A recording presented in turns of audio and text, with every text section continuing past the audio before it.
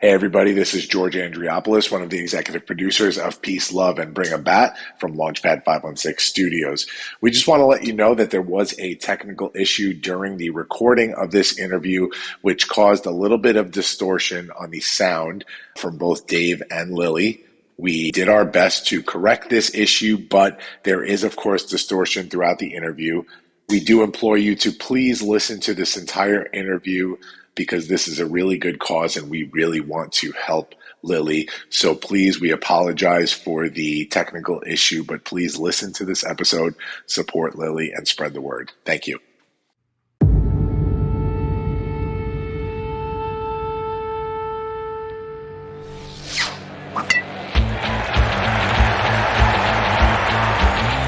Welcome, my friends, to Peace, Love, and Bring a Bat, the podcast that never ends, where we gather our clan and talk about the peace and love in our lives, the difficulties along the journey, and how we rise up from them. We will experience a little thing I call Kluberty together, and by the end of the show, we're going to find our sweet spot. I'm Uncle Dave, and our transformation starts right here. Hey now, and how are you doing? Want to welcome you to the next episode of Peace, Love, and Bring a Bat. Today's guest is Lily Wu, who literally is an everyday hero. She spent a career as an educator, a principal, and actually one of the unsung heroes of 9/11, and we'll explain a little bit about that before, but that's not why she's here. She's actually going through a big challenge in life, and we're going to hear a little bit about that as well, and that's why this episode is going to be Lily Wu's Peace, Love, and Bring a Bat. How you doing today, Lily? How you feeling? Oh, I feel okay. Thank you. All right, well, that's good to do. That's good to hear, because I know you're going through some challenges. So I know as the journey of life takes us in many different ways. Let's start off, not keep you a secret. What's bringing you on to today's show? Well, as my advocate had explained to you, that I'm in search of a donor for a kidney. I've been on the transplant list for the last 4 years, and I've had a number of friends step up to be evaluated, but unfortunately for me, they were not found to qualify to give me a kidney. But the positive side of it is that during their examination, they found some unknown issues with themselves, so they were able to address that. So right now we're going forward. We're trying to find someone who's going to be able to give me to be a living donor for me. Apparently, deceased donors' kidneys don't last as long as a living donor, and so we've been encouraged to try to seek out a living donor as soon as possible. Okay. Yeah, so you've been going through this the past 4 years. So that's, this is not part of your retirement plan, as you were an educator for, over 25 years. You were a school principal near 9/11, where you were affected clearly by 9/11. Is any of this kidney issue, could that be related to that? I think it could have been exacerbated. The issue, it was a long-standing issue with me. I discovered my kidney problem when I was going for my college physical, where they found some albumin in my urine, and it was decided that we would just keep a watch on it, because after a biopsy and a full checkup, they thought it was, something to just not worry about at that time. And that's over 45 years ago. Yeah, we don't have to mention numbers. Yeah. we'll keep you. But so you've been aware of a kidney issue your whole life. It just had not gotten to this level until recent, so about 4 years ago. Right. And actually, before that, I had been seeing a nephrologist because over the years it had been stable. It was an issue, but it was stable. But then about 10, 15 years ago, it got progressively worse. And so I had to see a specialist about it, and it was suggested I look for a kidney donor then, but I was not yet on dialysis. In 2012, I got extremely ill, which put me in an emergency situation where they had to do an emergency, you know, operation to prepare my dialysis. And, you know, I was then already at stage 5, kidney disease. Wow. You know, so, you know, I was in a hospital for a good 4 months, you know, in and out. Mm-hmm. And they just had, you know, I was doing dialysis at the hospital for a while, but I don't know how people understand how dialysis works, but you hook up to a machine where every ounce of your blood is drawn out of your body through a machine to clean it of the toxins that your kidneys would normally do. And that cycle it lasts about 4 hours, where your blood goes through a machine about 70 times, I was told. And because it exits your body and it goes through a machine, the temperature of the blood drops. So when it returns to your body, you feel like you're freezing. Mm. And, you know, they try to warm it as much as possible, but most of the people who are at the dialysis center are undercovers and wearing hats and, you know, where everybody else in the room who are not undergoing treatment are, you know, are in short sleeves. You know, so it's a grueling process for your body. And by the end of the process, I could barely stand. I could barely walk. My husband had to wheel me out of the hospital and back home. And it took me a good half hour to go up the stairs to the bedroom. It was just unbearable.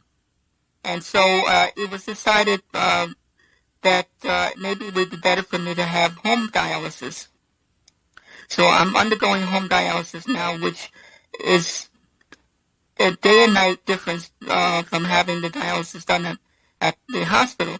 But the downside of it is that instead of going to the hospital for 3 times a day for 4 hours each time, 3 times a week for 4 hours each time, I now have to do dialysis for 10 hours every night. And so I'm hooked up to a machine by about 8:30, and if everything goes right, I'll be finished by 7 o'clock, 7:30 in the morning. But sometimes the machine will signal that there's something wrong, the flow is not going properly, and so those 10 hours can extend into 15. You know, so it can be kind of grueling as well. You know, it frees you up during the day and you feel much better, but it's not anywhere close to normal life. Wow. Yeah. No, it can't be. You know, even just 10 hours. It's not. You know, that's incredible. And so I guess you're not really sleeping in a bed. You need to be sitting up during this process. You know, Well, it's sort of you're allowed to sleep in your bed, but when the machine goes off, it tells you to adjust your body. So for me, every time it goes off, I have to sit up. And so, you know, it goes off about every half hour, 90 minutes, you know, throughout the night. So you really don't get a good solid block of sleep. Well, yeah, no, right, because you're up every couple of hours, and you don't get that deep REM sleep about a couple of hours. Right. Now, along your path, so I want to get back into this, but I also want, you know, everybody to know, you know, one, if you can donate, we definitely reach out to me. How can they reach out to you? And we'll mention this again at the end. I just want to make sure that we continue to make sure there's ways of contacting you.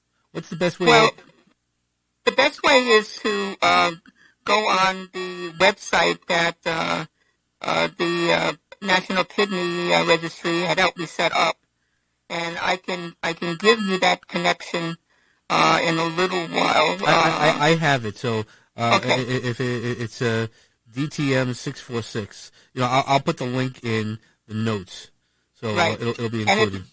Right, and if you register through that website, then it'll be automatically hooked up to me, and so they know that you're getting in contact with them on my behalf. And it's, there's no commitment. It's a place where you can learn a little bit about me and how you can register for it, and more information about what kidney donors should know before you actually commit. Yeah, no, that's great, and we'll make sure we have the link in there as well. So let's get to know you, Lily, a little bit, and make sure that that you're worthy. I read your background, right? It's not, you're an amazing person, but I'd like to hear it from you, not from the things that I read, because I know when you and I talked, it was just incredible, and there were so many different things. So why don't you tell me a little bit about your journey, your on the path journey? What has your journey been like to get to this point? Well, I came over as a young child from Hong Kong, did not speak English, and went to school in Chinatown, and, and as I grew up, I always wanted to help people, so I always volunteered as a tutor at the school. Ran a community organization for young people in music. It was a drum and bugle corps in Chinatown that I directed, and kept kids off the streets. They like to hang out at the school and just, not only learn how to play instruments, but, it was a place for their friendships. And, the parents trusted me with their kids. And, the organization had about 100 kids in it. And I ran that program for a number of years.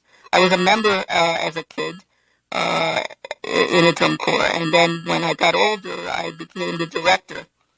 And the friendships I had forged in that organization have been a lifetime. There's been for a lifetime. And, growing up, I always liked to teach. And so, I was in the Future Teachers Club in middle school, and, I was helping people in high school. And then when I had the opportunity to, when I went to college, I went into education. I was hired as a teacher in Chinatown as my first job. But, unfortunately, there was a wave of, there was a time where there were too many teachers and not enough students, so I was part of a wave of layoffs during that time. So I was teaching elementary school, and I got laid off. I waited for another appointment and became a high school teacher, and I specialized in English as a second language, taught high school for a bit, and then became a staff developer for the Division of High Schools. And then from there, I became I worked for the State Education Department as an associate in education, overseeing a lot of programs throughout New York State, in bilingual education and ESL. And later on, I ended up, getting married and having children, and was on a short hiatus as a mother at home. And then when I was able to think about going back to work as my children were school age, I had to think about whether I wanted to go back to an office job, or the state level job, or a teaching job, or a school-based job. And during my journey, I had gone through coursework and preparation to become a school leader. And so I applied for the job at my school, at the school that I ended up being appointed to. I thought about it, and I was thinking about applying, and my husband says, well, who gets a job on the first interview? And so I thought about it, and I said, I think I'll go for the interview just for the experience and to see what they're looking for in terms of a leader. And to my surprise, within 3 weeks of my application, I was appointed to PS 130 Manhattan as its principal. Uh, I was totally shocked, and but it was a challenge because I wasn't really prepared for it. In terms of getting my life in order, I had two kids that I had to figure out what to do with. I lived in Queens. The school was in Manhattan. But I worked out, the superintendent and I worked out,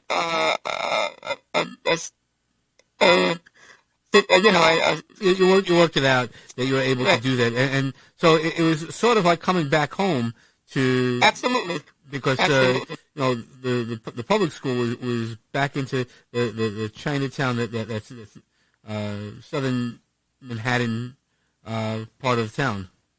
Right. It was always my feeling that this we were in District 2, and District 2 in New York was one of the high well-off districts in New York, but even though it was considered a self-stocking district where a lot of well-to-do people lived in the district, Chinatown was one pocket of population that was more or less like a stepchild.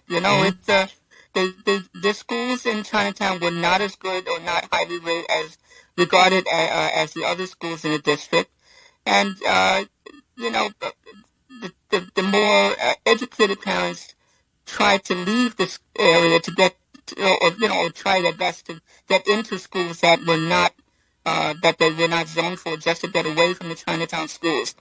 So I found out later that I was chosen to make a change at the school, and it was the school that I inherited was a failing school.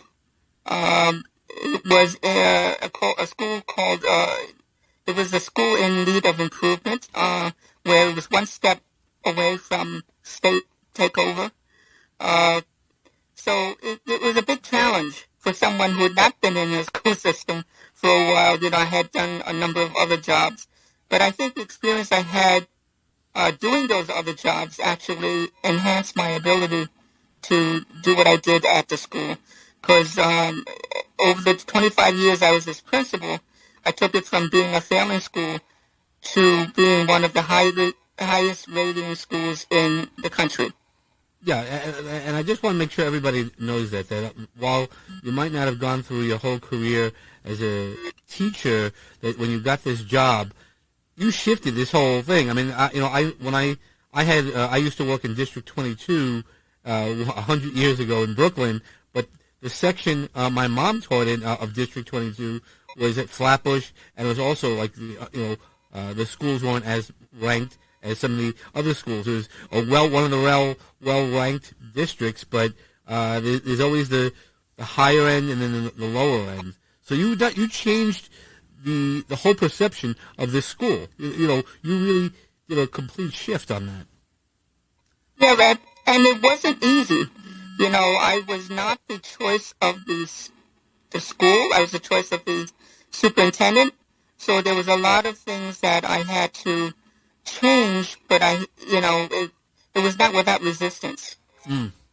So as a leader, how do you do something like that where you're coming into a place that you might not be the first choice and switch that to obviously when you left, I mean, I just want to make sure that everybody knows you were Principal of the Year in 2010 at your retirement. The City Council and the New York State Senate, gave you commendations for long-standing service. So, you're an everyday hero because you led in your community, and we'll talk about some of the other hero pieces. But how would you suggest people do that as a leader? Well, I think it's important to listen to the people that you work with, and that you don't just hold yourself above everybody else. To be a good listener and to understand what their issues are and to try to do something about it. We were faced with some budget cuts at the school when I first got there, and, you don't want to have them, you can't lay off teachers and not, affect your own administrative staff. So they have to see it as, a fair, you know, equitable spread, equitable right, spread across yeah. And so, when I put, when I cut teachers, I also cut my office staff. I had 3 secretaries. I ended up having only one. I did a lot of the typing and a lot of filing and all that stuff myself. I had to build a relationship with the parent body who said, who's this person coming in? When they had an in-house person who wanted the job and didn't get it. I built relationships by understanding that, the parents didn't speak English. And so, they needed somebody to help them. So I taught an English as a second language class myself 2 mornings every week to have that relationship with parents. And then, eventually, teachers saw that I was really trying to do everything for the school. And so they stepped up and said, you know what, you have a lot to do. Why don't you let us help you teach it? And so, there was some buy-in on that relationship part. Also, when I first started working with the school, the union was not too happy about how I was placed in. And so it was a matter of gaining their trust. And so, I had to show them that I'm an open book. You want to see my budget? Here's my budget. This is what I'm doing. And that, materials, you want materials? Fine, we'll get the materials you need. But it's not going to be equal shares for everyone. It's going to be equitable. And so it's one of those things where, well, what do you mean not equal? We had somebody who used to give out the supplies. We got $50,000 for the school, and we had 50 teachers. Every teacher would get $1,000. I said, well, that's not how it should work. You have teachers who've been working 25 years who have a ton of materials in their closets, and you have brand new teachers who have nothing. And so you need to really prepare and equip all teachers to the best of your ability so that they can perform their duties the way they should. Sure. And so there was a mindset change that I had to work with, and eventually everybody got it. And it took about 5 years to get everybody on board, and it was, and then we used to have consultation meetings with the union where every week was a battle. And it turned, by year 5, they had nothing on their agenda to complain about. So you eventually won them over, Yeah.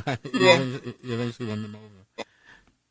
Now, because I don't want it to be forgotten that on one of the worst days of our country, you stepped up. So this leadership that you had, not only did you win over the different people, but you were handed a situation that nobody, could teach you no matter what, because you were close enough to, the towers. Could you share that? What happened and what you did to show leadership and also support your community, as, really the world was breaking up at that point? Well, first of all, I want to mention that I am only one of many, many, many principals who did their part that day. I was just lucky enough to be highlighted, when the media was focusing on what principals did. On the morning of 9/11, it was the second day of kindergarten for the children coming to the school. It was also primary day, where we had strangers coming in and out of the building to vote. I just want to mention that my school had about 1,100 kids at the time, and it was parents were bringing their kids to school, and I made it a habit of being at the front door to greet a lot of the parents and children as they come in. And I had just been called back inside with a parent with a question, and another parent came running in and goes, Mrs. Wu, a plane just hit the World Trade Center. Now, from our front door if you look down the street and down the street a bit, you could actually see the towers. We're approximately 3/4 of a mile away, maybe a little bit less, within walking distance. And I looked up, and you see this cloud of smoke with and everybody screaming around it, looking, staring, like, with like deer in a headlights look on the towers. So I ran back inside, went up to the rooftop, because we have a rooftop playground on our building. And because it was the start of school, our classes go through a routine of what to do and what not to do on the playground. And I thought there might be a class up there, and I wanted to get them down. Fortunately, there was no children. There were no children up there. But as I turned around and checked the other side of the building, I saw the second plane hit. Wow.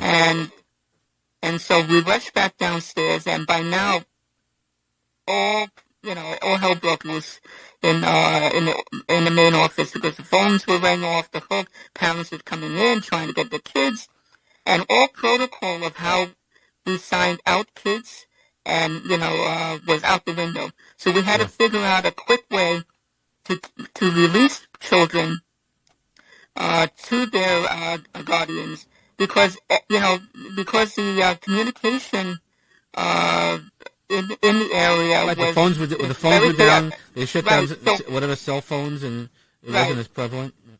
So family members couldn't get in touch with each other to say, okay, are you picking up? Am I picking up? So everybody came to pick up.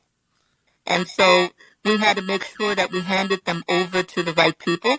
And then if they came and wanted to know who we handed over the children to, then we needed to be able to tell them. So I got on the loudspeaker, and I told the teachers, I said, they're going to come to the classroom, take out a piece of paper and take the name of the person who's picking up the child, phone number, and relationship, and make sure that the child can identify the person who's picking them up. And so we went through that, and at the end of the chaotic, I guess it must have been 3 or 4 hours, we still had families, still had children left over who were not picked up, and we had to find a place to keep them.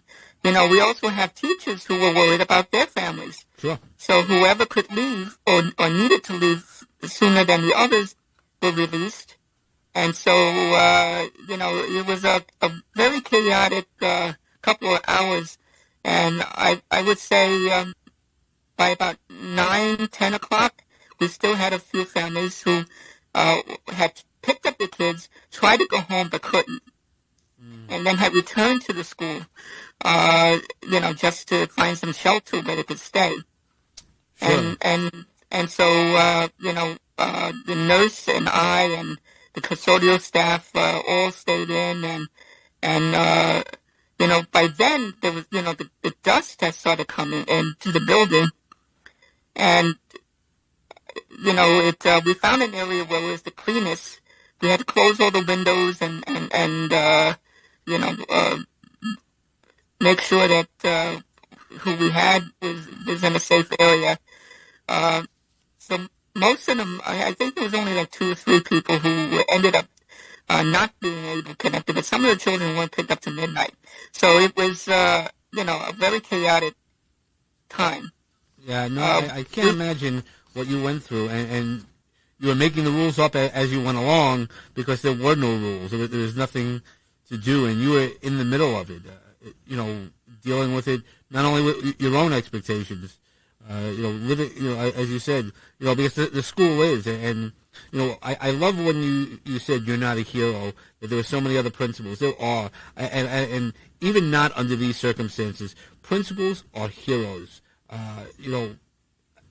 I've seen it from my family, that the amount of work that principals are responsible for and teachers are responsible for. Teachers every day, even not under these circumstances, are heroes.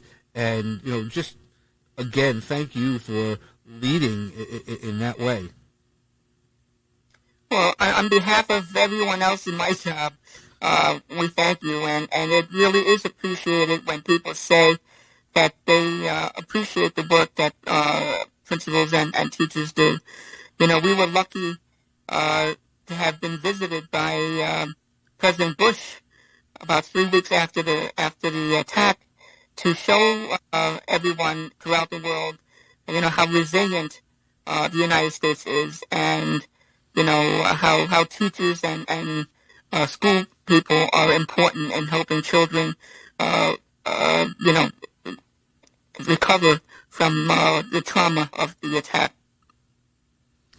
Yeah, so now resilience is let's go back to, you know, really why you're here. You know, so not only have you been a leader and you just explained to us how to be a leader, you know, you've been, I mean, you even ran as part of the New York City leg of the Olympic torch. So, you know, like people have always seen, maybe not always, but often have seen you as a leader. And now it's our time to try to, you know, put you up on a light, with a light differently, because we want to try to assist you and get you what you need with your kidney. And you know, how does that feel? Because I know most heroes, much like when I started saying how great you are as a leader, you're like, well, there's so many other principles. You know, the things when people like yourself, I notice when you've gone through something and you've done something that really has been a little extraordinary, you step back and you go, nope, it wasn't just me. I'm part of a team. How does this feel for you? Well, you know, sometimes I feel a little embarrassed that so much focus is on me as a hero, but I think, you know, it really does have to be recognized how much principals do. You know, it's a very lonely job. You know, you try to be the protector for your school staff and for the children in your building. You know, and again, a good principal would do everything like I did. It's you know, it's something that's inside you that you can't help but want to help people. Yeah, no, principals, again, I know it from, well, not firsthand, but secondhand, close secondhand knowledge, that the amount of focus, the amount of desire, what you want for your staff in raising them to those next levels and being that leader. And now we're looking to try to help you through your challenge to lift you up a little bit higher and you know, share the love that you've really put together. You know, shifting a school's environment and the community perception of that school is really, you know, so difficult, and you succeeded on so many levels. Well, thank you. You know, it's something that I felt needed to be done because I really having come from the neighborhood. You know, I felt that the kids deserve as good a school as anybody else, if not better. You know, they should be able to come out of the school on a level playing field with everybody else and being able to compete with the rest of the world. And so, you know, I'm glad I was able to do as much as I did. You know, and I've been fortunate enough that when I was ready to leave the building, they allowed me to put in my replacement. And so, you know, he's doing a great job, you know, carrying on the mission that we established, and had even brought the school to even higher level as a national Blue Ribbon school. Wow. You know, I am still in touch with him. I'm still serving as his mentor, and so you know, I feel very privileged to still be welcomed in the school as a person who's you know, who has a role in helping it continue its success. Yeah, sometimes that's the biggest challenge is a principal, once they leave, you know, you might not always want them in. I mean, I've seen two examples in my own life where the principal still wanted to kind of be the principal of that school, even though that wasn't their job anymore. That's great that you're, you know, a mentor, and there's so much you do. I mean, you know, the drum major, and how did you get into drum, you know, playing drums and then Well, leading. I didn't play drums. I was, like I said before, I was part of a youth a drum and bugle corps in Chinatown as a child. And, I just fell in love with marching bands and watching parades and said, I would love to be part of that. And so I was part of the New York Chinese Drum and Bugle Corps for a long time. And, it became a passion of mine as, a hobby that I actually still participate in. I'm still part of the New York Skyliners Drum and Bugle Corps, Alumni Corps. I used to participate in the competitive field corps, competing in contests with other drum corps across the country. And so I found that the drum corps, the marching band experience actually taught me a lot of my leadership skills and how to work with people, because you have people from all walks of life in the drum corps. And when I was in the Skyliners, we had people who were judges, professionals, doctors, teachers, lawyers, and we had people who were, almost homeless and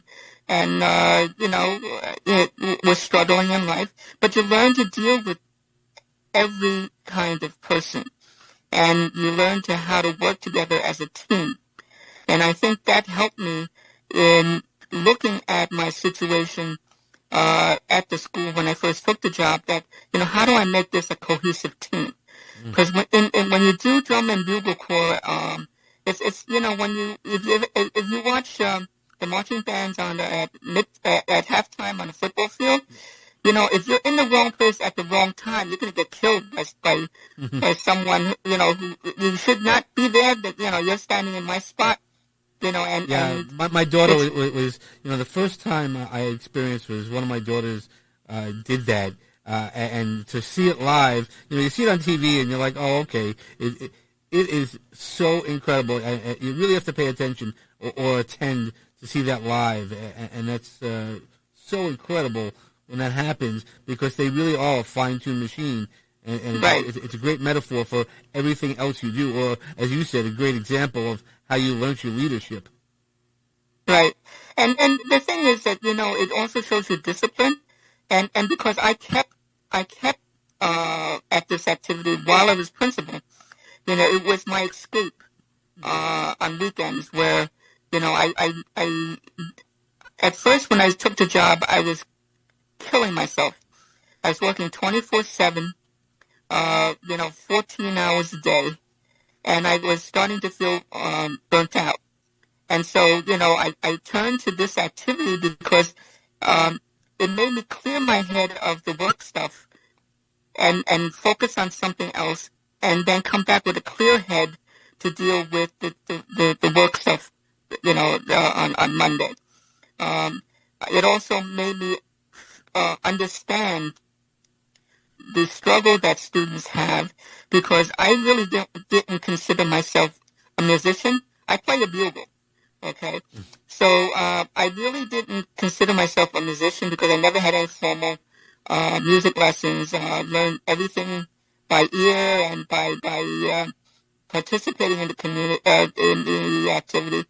Somebody would play the part to me, I would listen to it, and then I would have somebody put the fingerings on my music and follow it along. And so, the whole, the whole thing is that once you're on the field, it doesn't matter how you got there, it's that you got there, and that you're playing as well as the person next to you. And so I took that understanding back to my school when I was running the school, that the special needs kids needed access to whatever the general ed population had. And so, there's no reason why you should exclude them from anything. And so when I established a mission for the school, our mission was that we would provide excellence in academics, enrichment for all. And so that, kids can learn through different access points. And so I put a lot of effort into building the arts program at the school. When I took the school over, it didn't have any art teacher. Well, it had an art teacher, but it was, a very regular art and regular music. There's nothing special about it. I brought in a ton of partnerships. And so that by the time, I guess, by the time I was in the school, about 10 years, we had an arts partnership program for every child from pre-K to grade 5, in either art, theater, dance, instrumental music. And so they had an experience every year that they were in the school. And so that's what helped build a lot of the confidence in the children who didn't speak English.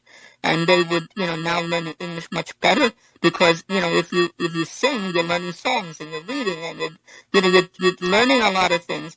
All my third graders, I gave violin lessons to, and it didn't matter if you were special ed, gifted, or general ed, everybody got a year of violin. You met them where they were, right? You met them where they were and brought the whole community together. This music is one of the many ways to bring people together and to include everybody, to create an inclusive community. Right, and the kids saw each other in a different way. Mm-hmm. Because you might be a smart kid, but a klutz in dancing, and the kid that's, who's not so smart in class is memorizing his steps so quickly. And so, I saw kids say, hey, I'll help you with the math if you help me with my dance. So they're exchanging, skills. And so they're learning to play, to work together a lot better. And, I found the violin lessons to be really important because, it's not music if you play, at a different speed than I do. It's got to be together. And so it taught them teamwork, which carried over into their classwork. So it really worked out really, really well. Okay, that's awesome. And that actually ties us into bringing back to the reason why, we're bringing you on is that teamwork. We want to try to get your message out to be on Team Lily, that even if you're not able to donate for whatever reason, you can make it aware to people that there are hundreds of thousands of people who need these type of things, and we're trying to help Lily find a living. So, could you explain to us about the living donor versus? And you had said a little bit earlier that the living donor with the kidney will generally last longer than one from a deceased person. Right. They tell me that a deceased donor kidney will last, maybe 10 years. A living donor will last much, much more than that. And it's because that the organ has not had an opportunity to degrade during the time that they're waiting for a recipient. But I want to mention also that if you're interested in donating, and you don't have to be a match in terms of blood type. There is a program that I and many other people are involved with. It's called the Exchange Program. And you can learn more about that if you go to my website, where if I'm a type O positive, mm-hmm. and let's say if you're a type A positive person, but you're interested in donating, but you can't donate to me directly, you can actually register as a donor, and they will match you up with somebody who needs a type A plus A positive kidney, and that will, but you're donating on my behalf, and that will guarantee me a kidney within 6 months.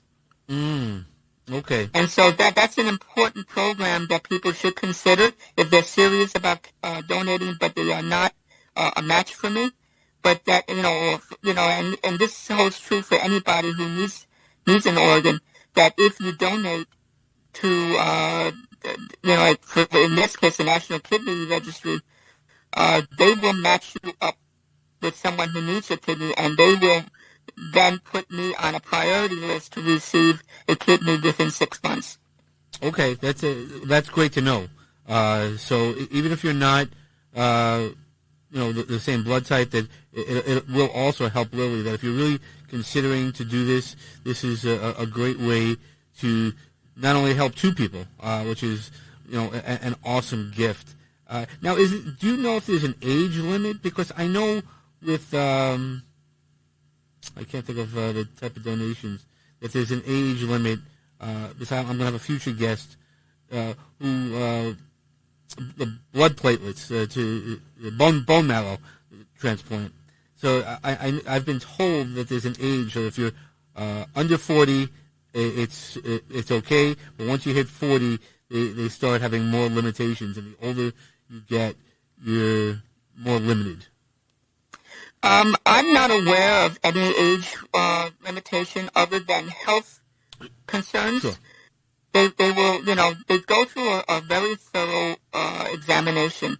Once you register and you answer some basic questions, they're going to bring you to the hospital to have you thoroughly checked out. And so, it's really through that thorough checkout will determine whether you're qualified or not. I had a young lady who went through that, and she was fine up until the last test, which they took a snapshot of the kidneys, into a CAT scan, and they found that one of her kidneys was small and weaker than the other. And although all her other tests came out positive, that it was okay, they could not clear her to donate because she eventually may need that strong kidney herself. Sure. Okay. And so they disqualified her. But I think, I've had friends who are of my same age, and they went in, they were accepted originally, and then when they went through the thorough testing, they found some issues, So it's a good way also. So if you're willing to donate, you might not be able to be a donor, but you'll also then find out if there's other issues there, because that's how thorough the testing is going to be. Right. Okay. So I don't want to take any more of your time, but is there any message that you'd like to give us? One of those, what I call the magic garden type stuff, where we plant a seed and people can either hear it now and it starts growing, or you start thinking about it. So what would be something that you would like to share with us? Well, I think it's important for people to be kind to each other and just, help each other as much as you can. I think, in today's world, there's just too much in terms of adversity. I think everybody should treat each other equally and as nicely as possible. It just makes the world a better place to be in. 100%. I mean, that's the thing that we need to do, is always remember everybody else as well. Put out that energy, and that's what we're going to try to do for you, Lily. We're going to put out some energy, get your message out there. Additionally, it's just another resource, and we wish you the best. It sounds like you're able to have some peace and love in your life, by playing being part of your Bugle Corps and the New York Skyliners, and you've changed communities. And there's a saying: those who change, if one man saves one person, he saves the world. You've saved more than the world. You've changed lives. You've changed communities, and thank you for that.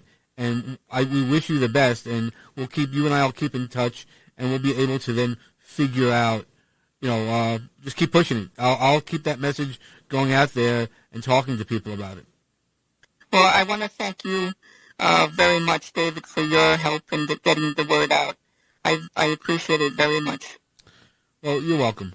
And for everybody else, as always, we just want to wish you peace and love, especially as we roll into the end of the year. We're going to rush this episode out. And just make sure when you're swinging that bat, find your sweet spot, knock it out of the park, but also just do it with kindness and love. Thank you. I'm really glad that you're enjoying our show. Peace, Love, and Bring a Bat is brought to you by Launchpad 516 Studios. Executive produced by David Chemetsky and George Andriopoulos. Music selections by James Grant, Zach Nelson, and James Gaither, and licensed through Storyblock. Sound effects and sponsorship music licensed through Epidemic Sound. Peace, Love, and Bring a Bat is hosted with Podbean. Subscribe to our show wherever podcasts are available. And don't forget to leave us a 5-star review on Apple Podcasts and share with all of your friends. Follow us on Facebook at Peace, Love, and Bring a Bat. Follow me, Uncle Dave Chemetsky, on Facebook, Instagram, LinkedIn, and Clubhouse. You can find all those links and more info at davidchemetsky.com. For show ideas, feedback, guest inquiries, or just a chat, reach out to me at peacelovebringabat@gmail.com. For sponsorship and media inquiries, reach out to peacelovebringabat@lp516.com. Make sure to follow all the great podcasts produced by Launchpad 516 Studios. Today's journey has come to a close, my friends. I hope the seeds of peace and love continue to grow for each one of you. Remember that peace and love surrounds you and will assist you to rise again. But don't forget to bring it back for what you believe in. Namaste.